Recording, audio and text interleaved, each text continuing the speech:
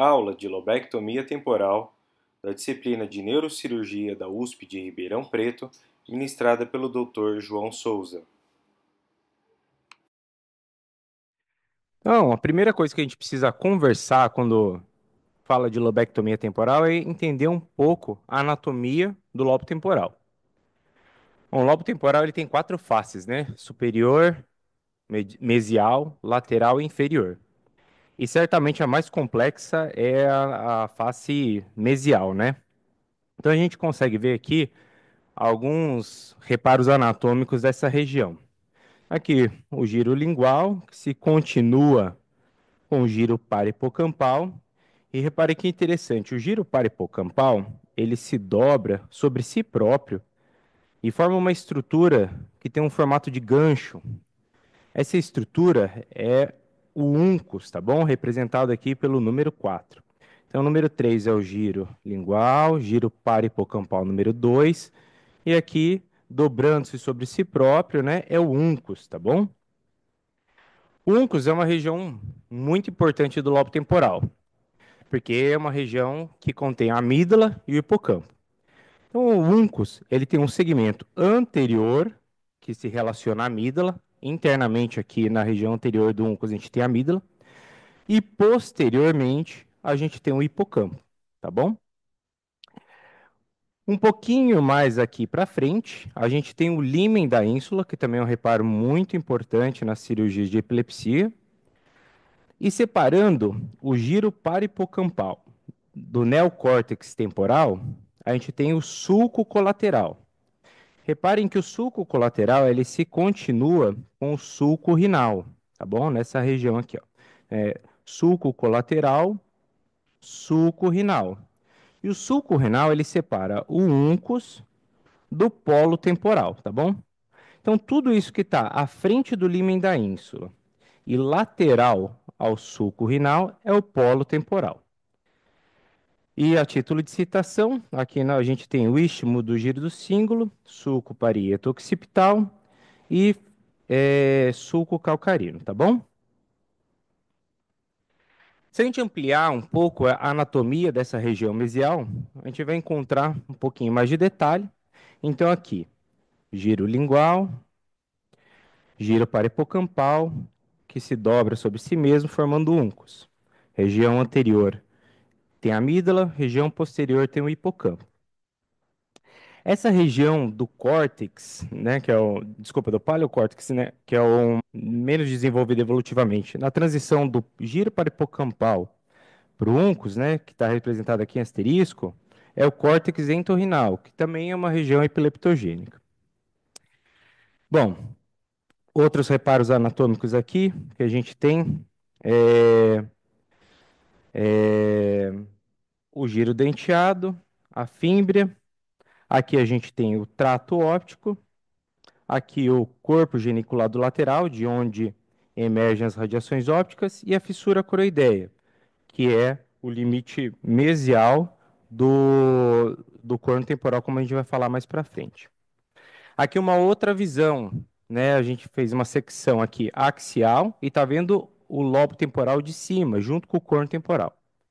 Então reparem que aqui a gente tem o corno temporal e o chão, né? O assoalho do corno temporal é o hipocampo, tá bom? O hipocampo está na parte inferior do corno temporal. E a parte anterior do corno temporal, a parede anterior, é a amígdala, que está aqui representada pelo número 1. Então, a gente tem na parede anterior do corno temporal a amígdala, no chão, né, no assoalho, o hipocampo, que é dividido em três partes: cabeça, corpo e cauda do hipocampo. Tá bom? Aqui é giro para hipocampal. E na parede lateral aqui do corno temporal, a gente tem a eminência colateral, que nada mais é do que a impressão do sulco colateral no corno temporal, tá bom? Bom, de novo, mais uma imagem aqui do corno temporal. E essa imagem é bem didática porque ela deixa bem claro os limites do corno temporal. Então aqui, ó, na parede, aqui está o corno temporal, né? Tudo isso daqui, essa cavidade. A parte anterior, né, o limite anterior do corno temporal é a amígdala. O chão, né, o assoalho do corno temporal é o hipocampo, e o teto do corno temporal é uma região que a gente chama de temporal stem. Em português é tronco temporal. O tronco temporal é uma região, é um conjunto de fibras brancas que conecta o lobo temporal ao central core do cérebro, que a gente vai falar mais adiante. Então, reparem aqui nos limites do corno temporal. A gente tem o temporal stem, que é o teto, a amígdala, que é a parede anterior, e o assoalho do corno temporal é o hipocampo. Bom, depois que a gente entende um pouco da anatomia, a gente consegue falar um pouco sobre uma das principais doenças relacionadas à lobectomia, né? Que é a epilepsia do lobo temporal mesial. A epilepsia do lobo temporal mesial é o tipo mais comum de epilepsia focal em adultos, tá bom?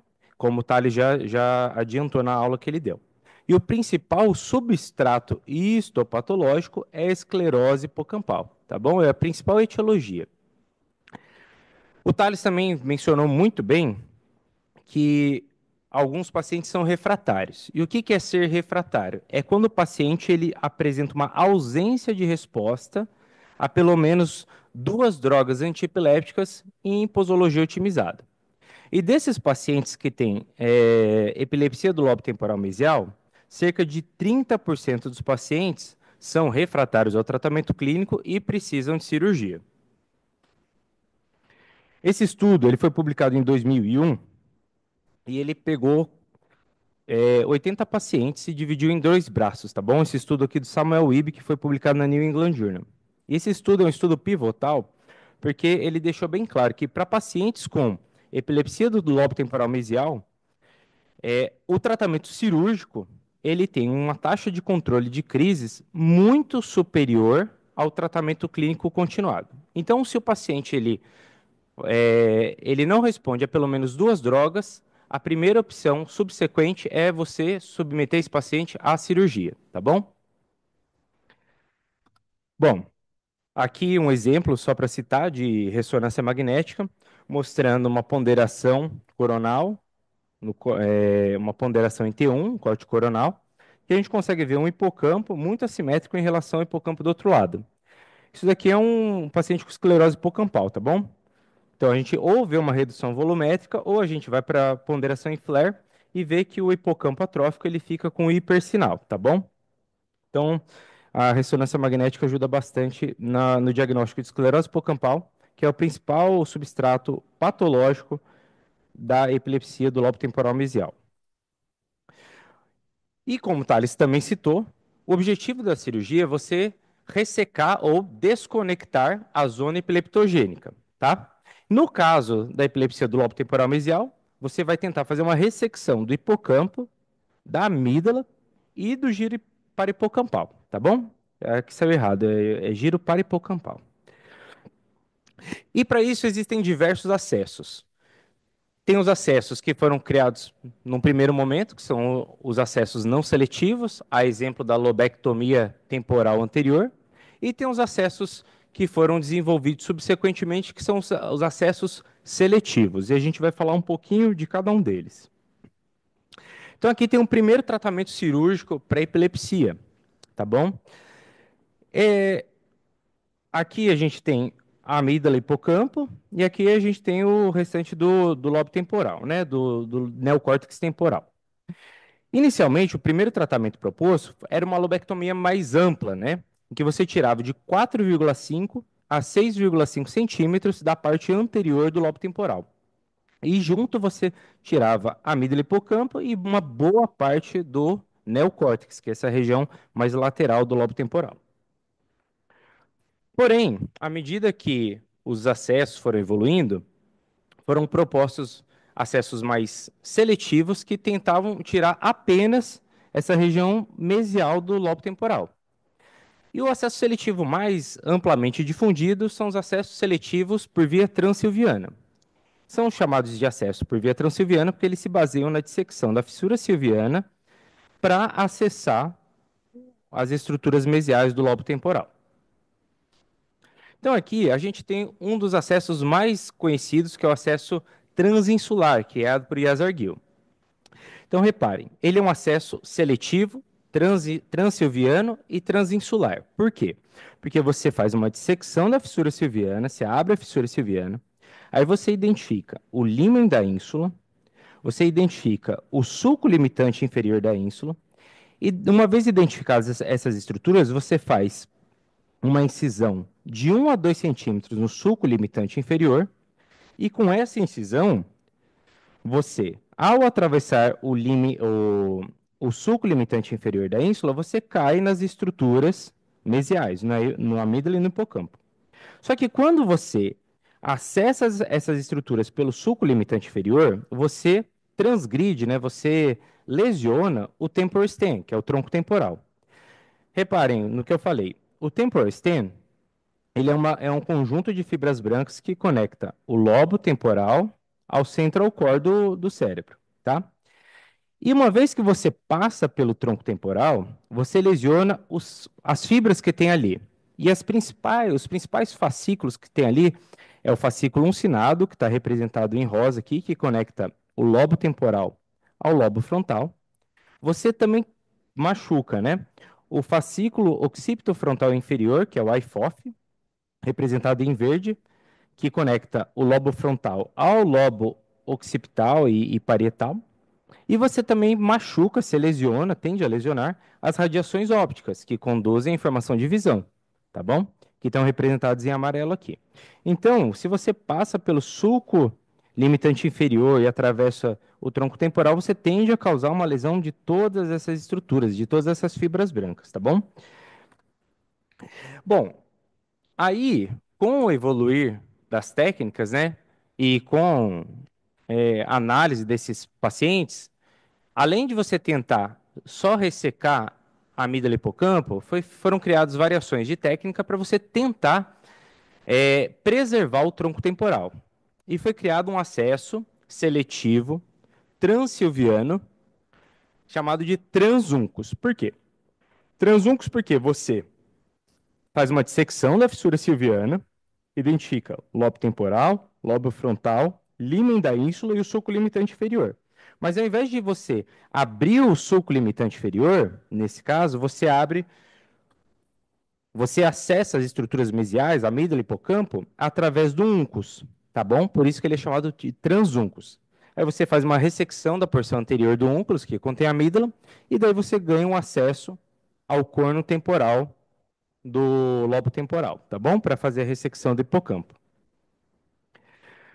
Bom, então, dito tudo isso, a gente consegue entender que os desfechos e complicações possíveis de uma cirurgia para epilepsia do lobo temporal mesial são lesão de rações ópticas, e o paciente pode evoluir com quadrantopsia ou hemenopsia no pós-operatório. Como, né, tem um risco de lesão do tronco temporal, você também corre um risco de lesar o IFOF e o paciente evolui com déficit de linguagem semântica. E como você tira o hipocampo, o paciente ele vai ter um déficit de memória. É esperado que ele tenha um déficit de memória. Nas cirurgias realizadas à direita, espera-se que o paciente tenha um déficit de memória visual. E nas cirurgias realizadas à esquerda, espera-se que ele tenha um déficit de memória verbal um pouco mais acentuado. Bom, aqui, só mais um pouquinho de neuroanatomia. Então, a gente consegue ver a íntima relação do sulco limitante inferior da ínsula, que está aqui representado em asterisco, e dos componentes do tronco temporal. O número 1 representa o fascículo uncinado, tá bom? Esse fascículo que conecta o lobo frontal ao lobo temporal, a ponta do lobo temporal.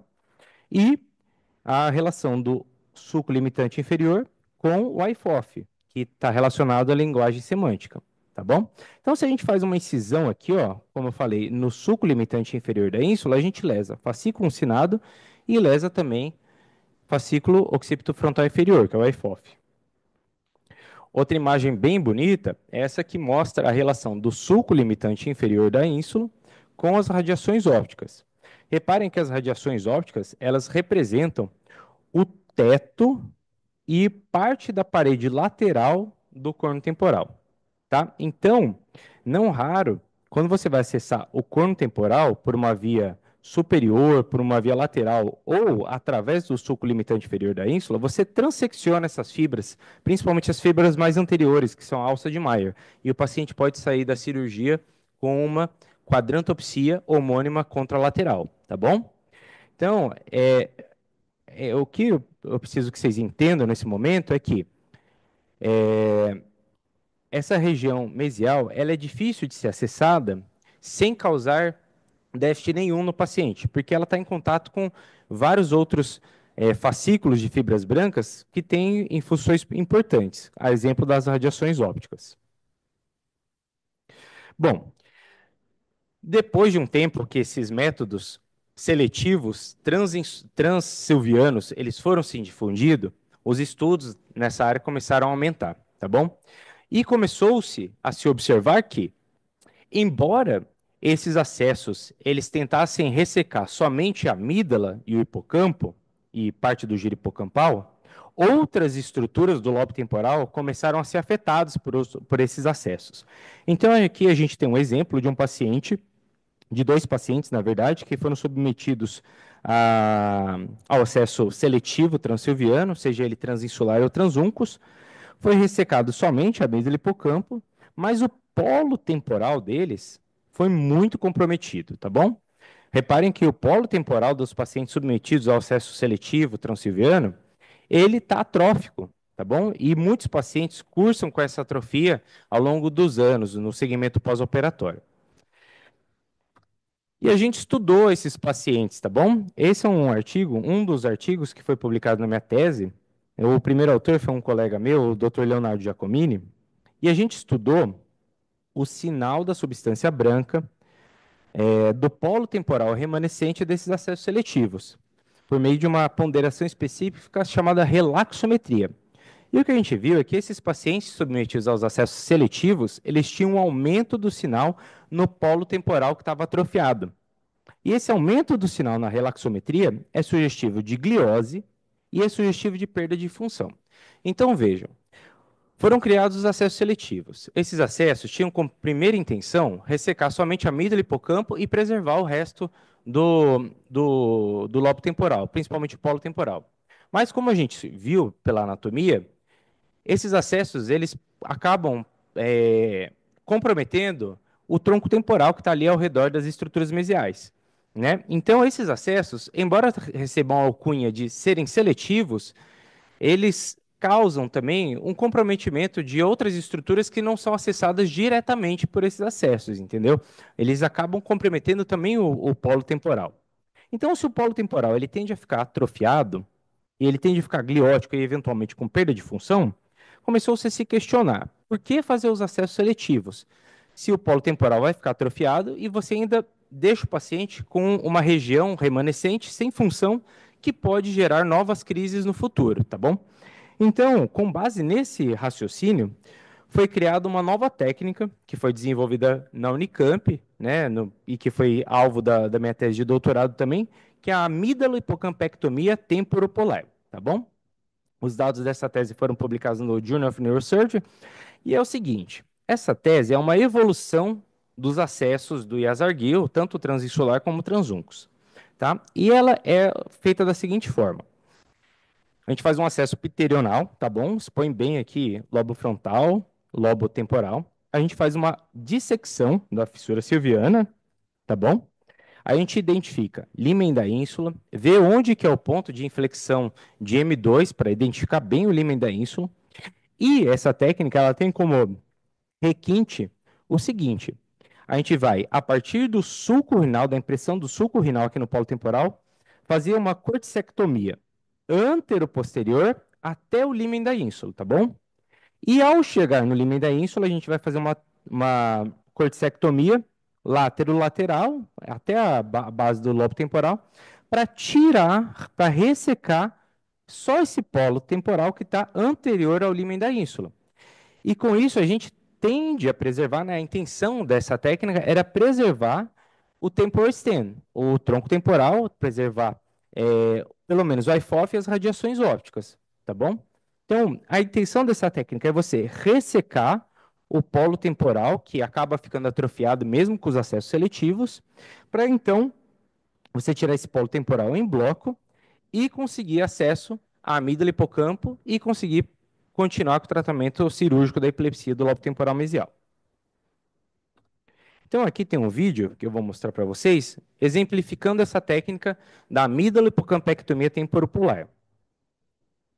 Esse vídeo é uma cortesia do professor Enrico Ghisoni, que é o chefe da neurocirurgia da Unicamp. Então, reparem que é iniciado aqui então uma dissecção da fissura silviana. Essa dissecção ela é bem cuidadosa, né? Aí você começa a identificar a artéria cerebral média, ver onde que a artéria cerebral média ela faz o ponto de inflexão para você conseguir identificar o límen da ínsula, vai, né, cortando as traves de aracnoide e vai ganhando espaço na fissura silviana, tá bom? Vou adiantar um pouquinho aqui. Então você disseca a fissura silviana até a profundidade, começa a identificar vai começar a identificar o nervo oculomotor, aí faz uma dissecção bem ampla assim da fissura silviana. Aqui a gente tem então o límen da ínsula, está aqui, tá bom? Aqui está o uncus, impressão do sulco rinal e aqui o neocórtex temporal ou polo temporal, tá bom? Então a gente vai coagulando no sentido antero-posterior o polo temporal para fazer uma ressecção em bloco desse polo temporal. Então, vai coagulando, pega uma tesoura de microcirurgia e vai afundando essa corticectomia. Lembrando, o que tem que priorizar nessa técnica é você fazer uma ressecção restrita do polo temporal. E para isso você vai respeitar o límen da ínsula. Você vai ressecar o polo temporal até o límen da ínsula, não ultrapassando o límen da ínsula, para evitar a lesão do tronco temporal. Então, aqui vai ampliando, né, a ressecção. Aí, depois que você afunda a corticectomia no sentido anterior-posterior, você faz a corticectomia lateral. Vai progredindo a corticectomia até a base do polo temporal. E daí, retira o polo temporal em bloco. Retirou o polo temporal, você ganha acesso muito bom à parte anterior aqui do uncus. Aí você faz uma pequena aspiração da substância profunda ali e já cai no corno temporal, tá bom? Então você retira o polo temporal, fazendo uma corticectomia que vai do sulco renal até o límen da ínsula e do límen da ínsula até a parte lateral. Fez isso, você começa a ver saída de líquor, começa a acessar o corno temporal.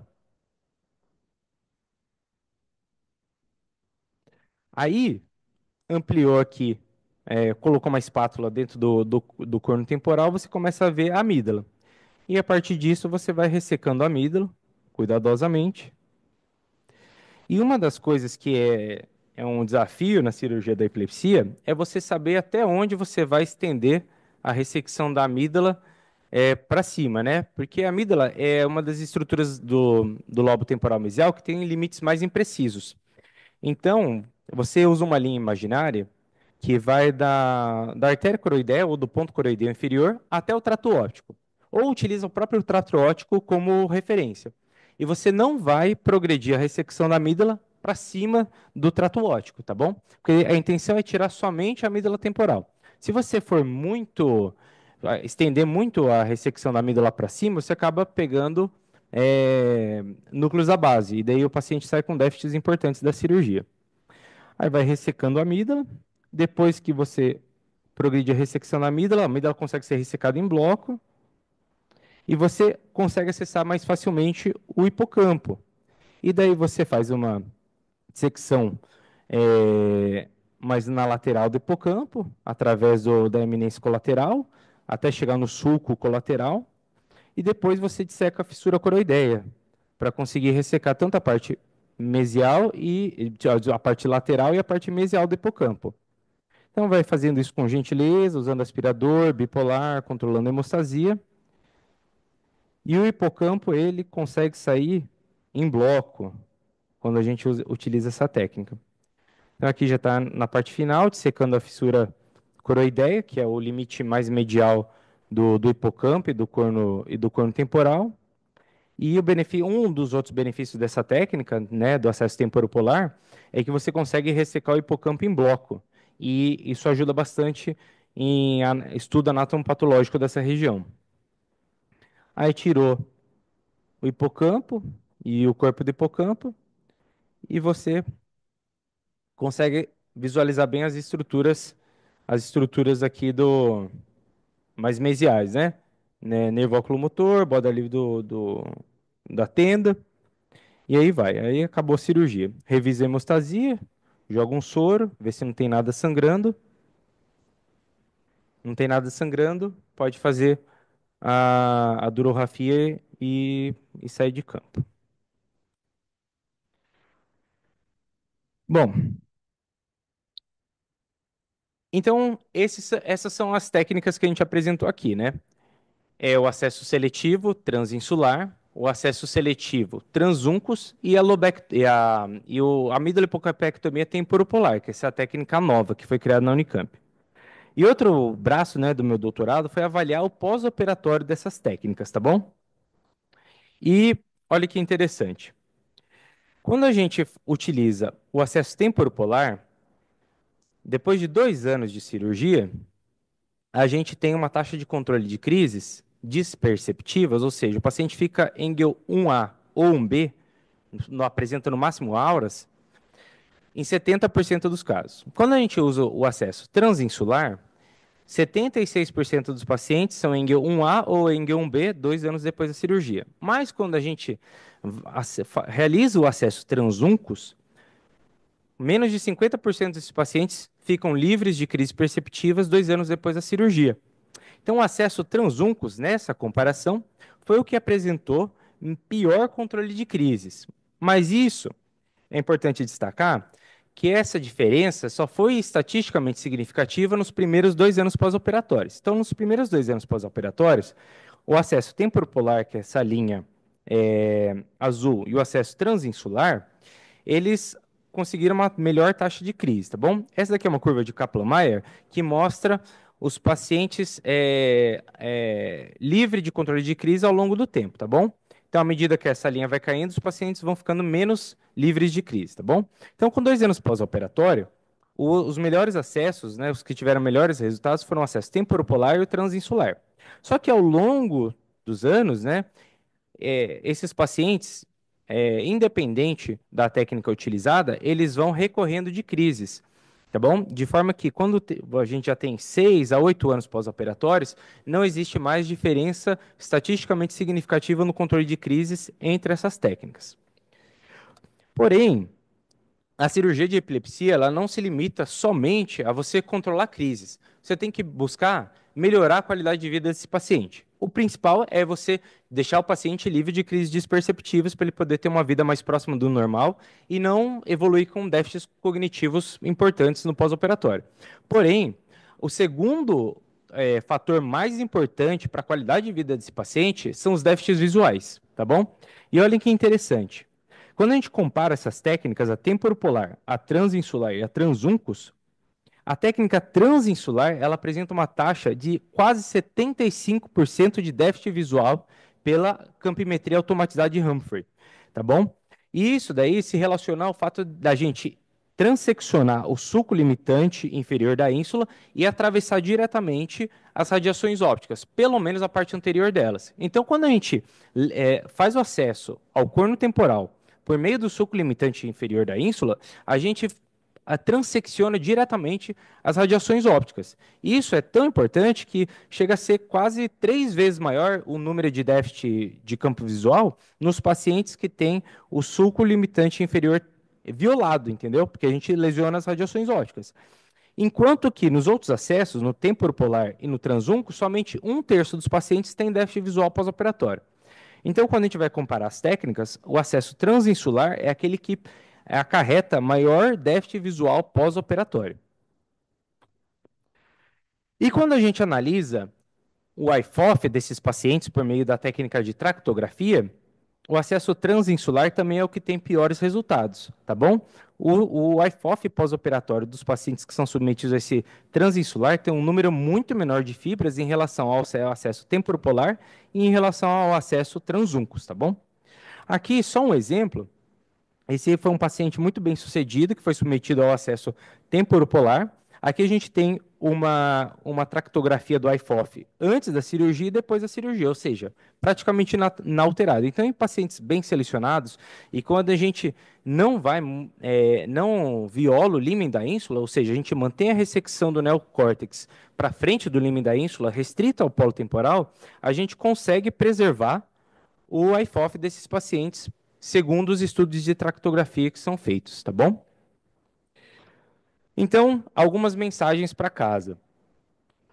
Os acessos seletivos, embora recebam a alcunha de serem seletivos e tentarem ressecar somente a amígdala e o hipocampo, eles podem sim cursar com atrofia do polo temporal, tá bom? Outra coisa, o límen da ínsula, quando a gente faz uma ressecção do neocórtex temporal, ou seja, do polo temporal, para frente do lime da ínsula, geralmente a gente consegue uma preservação dos componentes do tronco temporal. E os pacientes eles não têm muito déficit visual pós-operatório, e os estudos de tractografia demonstram que esses pacientes têm uma relativa preservação do IFOF.